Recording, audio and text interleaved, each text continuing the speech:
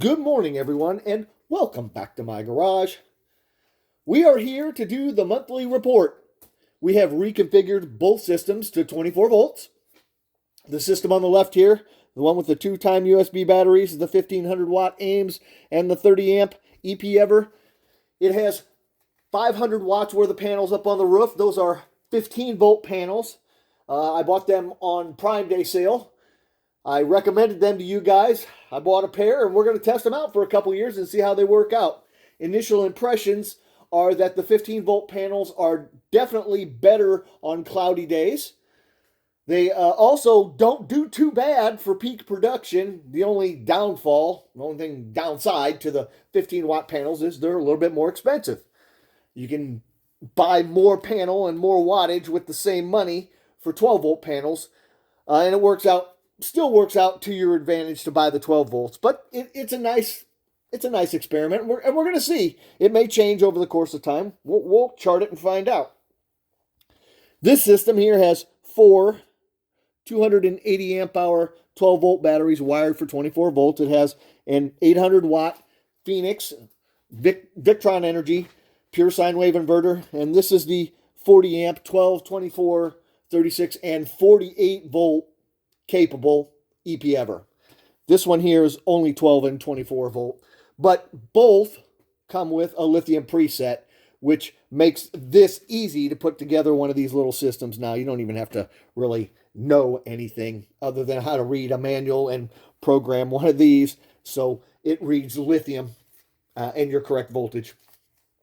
And you're off and running. This system has 600 watts worth of panels up on the roof, all wired together. 6 100 watt panels all wired together in a 24 volt configuration. Now, we had on this system over here, we had 655 kilowatts through that system on 4/16/24. It is currently reading 676 kilowatts, which means we burned 21 kilowatts in those roughly 2 weeks.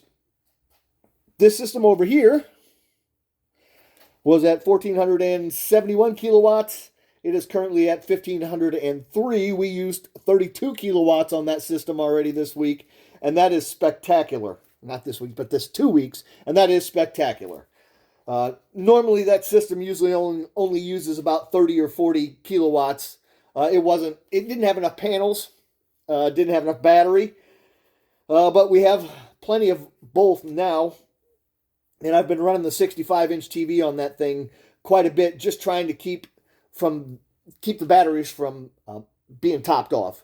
When I put all the whole system together, all four of these were completely charged. So it took a while to get the system down enough that it can rise and fall without maxing out every day. But we've accomplished it, and we've burned up 32 kilowatts in 2 weeks, and if that keeps pace, it may be 60 or 70 kilowatts a month off of this system over here, which is awesome. It's going to work out real good. And if you watched my 10-year payback video that I just dropped yesterday, that could change things significantly in payback time.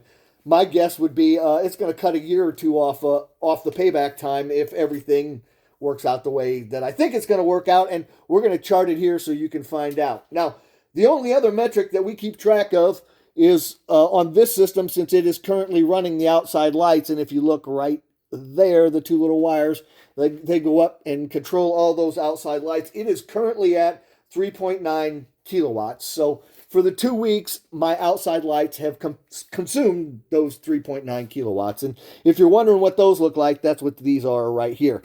I got a couple of these spots out there, and I believe those are 8 watts. And I got a couple of the floods out there, and those are 10 watts. They're 12 volt lights. You can buy them on Amazon. They're not expensive. Wire them up. I used a 14 gauge wire. We'll bring it all over here to the charge controller and hook it up to the load side.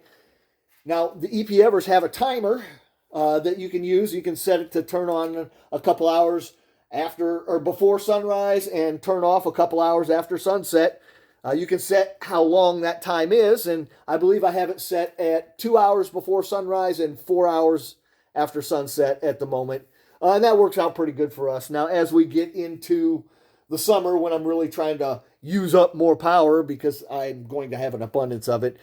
We'll probably change that to, 3 and 5 or 4 and 6. They may stay on all night for all I know. It just depends on how much extra power we're going to have this year. All right, well, that's it for now. I'll be back in a month and we'll talk about how much we've made in a month. Next month won't be that great, but June, July, August, I think I'm going to have a serious problem trying to figure out what to do with all the extra power.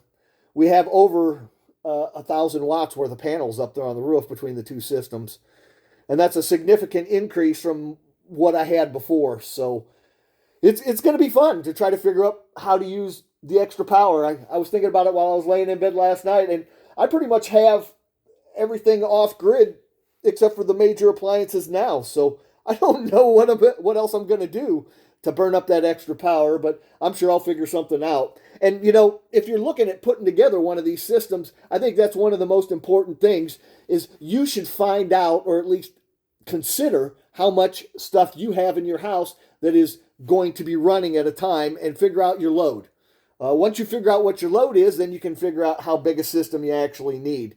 Now, my constant load currently it looks like about 2 amps on the 24-volt system. And that's just to run the basics, not the TVs and stuff, but just the basics. So you need to figure out what that load is and then, add up all your TVs and everything else. It's important if you want to size your system correctly and not waste a whole bunch of money. I'm a prime example of wasting money. So don't do what I do what I say. All right? Well, that's it for now, everybody. Have a good day and a better tomorrow. I'll see you.